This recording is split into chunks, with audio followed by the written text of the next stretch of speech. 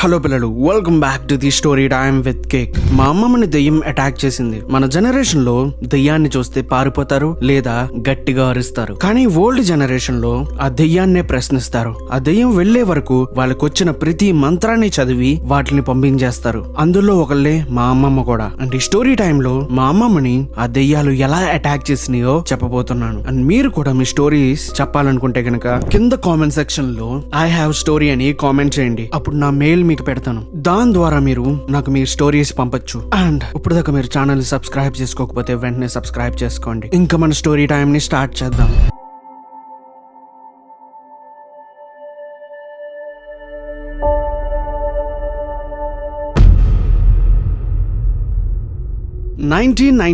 రాజమండ్రికి దగ్గరలో ఉండే ఒక చిన్న పల్లెటూరు మా అమ్మమ్మ వాళ్ళది. మా తాతయ్య వచ్చేసి ఫార్మర్. ఎన్నో ఏళ్ల నుంచని ఫార్మింగే చేసేవారు. కానీ అవన్నీ ఆపేసి మా తాతయ్య ఒక చిన్న మెస్ పెడదాం అనుకున్నారు. అది కూడా హైదరాబాద్ లో. ఇంట్లో వాళ్ళందరినీ ఒప్పించి మా తాతయ్య మా అమ్మమ్మ హైదరాబాద్ కి వెళ్లారు. మా అమ్మమ్మకి మొత్తం 3 పిల్లలు, 2 అమ్మాయిలు, 1 అబ్బాయి. మొత్తం అందరి పిల్లల్ని ఊర్లోనే ఒక మామకిచ్చి చదివిపిస్తున్నారు. మా అమ్మమ్మ తాతయ్య మాత్రం హైదరాబాద్ లో ఒక చిన్న మెస్ ని స్టార్ట్ చేశారు. అలా వెళ్ళిన తర్వాత పనులన్నీ స్టార్ట్ చేశారు. కిచెన్ కి కావాల్సిన సామాన్లు, మెస్ కి కావాల్సిన చైర్స్ అవన్నీ కొనుక్కుని మెస్ అనేది స్టార్ట్ చేశారు. అండ్ మొత్తం అంతా చాలా బాగానే నడుస్తుంది. కానీ ఆ రోజు నుంచి మొత్తం అంతా తారుమారైపోయింది. అదేంటంటే ఆ ఇన్సిడెంట్ చెప్పే ముందు మీకు కొన్ని డీటెయిల్స్ ఇవ్వాలి. ఆ మెస్ అనేది ఎలా ఉంటుందంటే ఫస్ట్ ఫ్లోర్ అంతా సిట్టింగ్ ఏరియా ఉంటుంది. దాని వెనకాల కిచెన్ ఉంటుంది. అండ్ పై ఫ్లోర్ లో అంతా 4 బెడ్రూమ్స్ ఉంటాయి. కానీ మా అమ్మమ్మ 3 మాత్రమే ఓపెన్ చేశారు.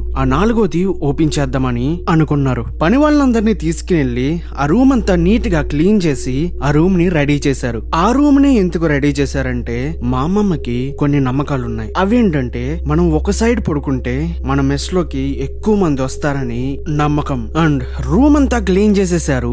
ఈ రోజు రాత్రికి అక్కడే పడుకుందాం అనుకున్నారు. అండ్ పనులన్నీ అయిపోయి నైట్ 10 అవుతుంది. పైకి వెళ్లారు. ఆ రూమ్ లో పడుకున్నారు మా అమ్మమ్మ తాతయ్య. మా అమ్మమ్మ ఒక్కసారి పడుకుంటే డీప్ స్లీప్ లోకి వెళ్ళిపోతారు. అలా వెంటనే పడుకున్న వెంటనే ఒక 15 నిమిషాల్లో మొత్తం స్లీప్ లోకి వెళ్ళిపోయారు మా అమ్మమ్మ. కానీ ఆ రోజు మాత్రం సడన్ గా మెలకు వచ్చింది. రాత్రి 2 o'clock కి. అలా మెలకు వచ్చిన వెంటనే మా అమ్మమ్మ చేతులు వణుకుతున్నాయి. ఒంటి నిండా చెమటలు పట్టేస్తున్నాయి. హార్ట్ బీట్ అనేది చాలా హైగా రీజ్ అవుతుంది. మా అమ్మమ్మ చాలా టెన్షన్ పడ్డం మొదలైంది. ఏంటి ఈ రోజే ఎలా జరుగుతుందని. అప్పుడు మా అమ్మమ్మ ఏమనుకున్నారంటే ఇప్పుడు పడుకోకపోతే మళ్ళీ రేపు లెగిసి నేను పని చేయలేనేమో అని ఏదోలా పడుకోవాలని దుప్పటి కప్పుకుని కళ్ళు మూసుకుని పడుకున్నారు. కానీ ఆవిడకి నిద్ర రావట్లేదు. ఇంకేదోలా పడుకోవాలని గట్టిగా కళ్ళు మూసేసుకున్నారు. అప్పుడే కొన్ని సౌండ్స్ అనేవి వినిపించినాయి. ఫ్యాన్ అనేది స్లోగా ఊగుతా ఉంది. అది మా అమ్మమ్మకి చాలా ఇరిటేటింగ్ గా తెప్పించింది. అండ్ మా అమ్మమ్మ కళ్ళు తెరిచి చూస్తే ఆ ఫ్యాన్ మీద ఎవరున్నారంటే ఒక నల్లటి శరీరం ఊరేసుకుని మా అమ్మమ్మని చూస్తూ నవ్వుతుంది.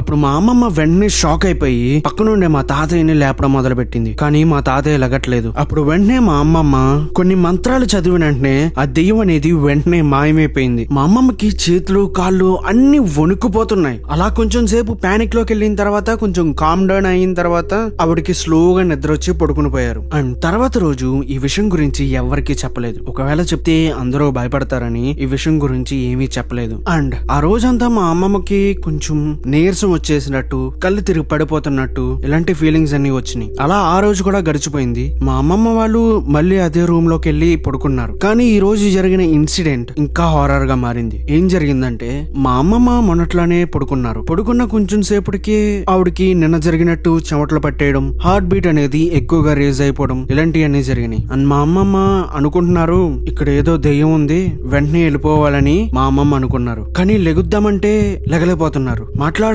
మాట్లాడలేకపోతున్నారు.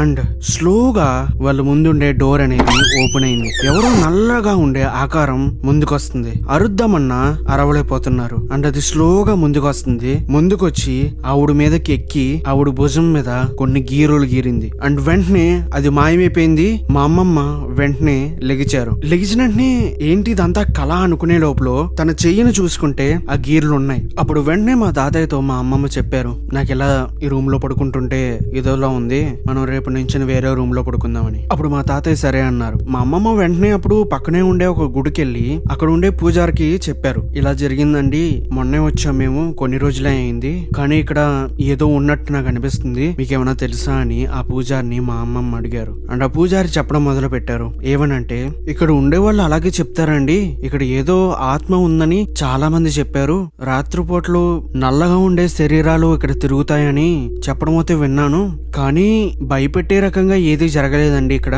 మీరు కొంచెం జాగ్రత్తగా ఉండండి అని మా అమ్మమ్మకి చెప్పారు ఆ పూజారి. అప్పుడు గుడి నుంచని మెస్ దగ్గరకు వచ్చేసిన తర్వాత మా అమ్మమ్మ ఇంకో ఇన్సిడెంట్ కూడా చూశారు. అదేంటంటే అక్కడ పనికి వచ్చిన చిన్నపిల్ల మెస్ లో ఉండే భోజనాన్ని మొత్తం తినడం మొదలు పెట్టింది. అది కూడా ఎలాగంటే తనకి ఎక్కువ అవుతుందని తెలుసు కూడా తను ఎక్కువ తినడం మొదలు పెట్టింది. అండ్ ఎలా తింటుందంటే ఒక రాక్షసిలా తింటుంది. ఇప్పుడు మా అమ్మమ్మ దగ్గరికి వచ్చి ఏంటి నువ్వు ఎలా తింటున్నావు అని అడిగితే ఆ అమ్మాయి మా అమ్మమ్మ కళ్ళ వైపు చూసింది. అండ్ మా అమ్మమ్మ ఆ కళ్ళల్లో ఏదో చూసిందంట. నేను అడిగినప్పుడు కూడా మా అమ్మమ్మ ఏమని చెప్పారంటే, అది ఇప్పుడు దాకా నేను ఎక్కడా చూడలేదు, అది చూడడానికి చాలా విచిత్రంగా ఉంది, అది నేను ఇప్పుడు తలుచుకున్నా నాకు చాలా భయం వేస్తుందని మా అమ్మమ్మ నాకు చెప్పారు. అండ్ దాని ఆకారం ఎలా ఉంటుందంటే ఇలా ఉంటుంది.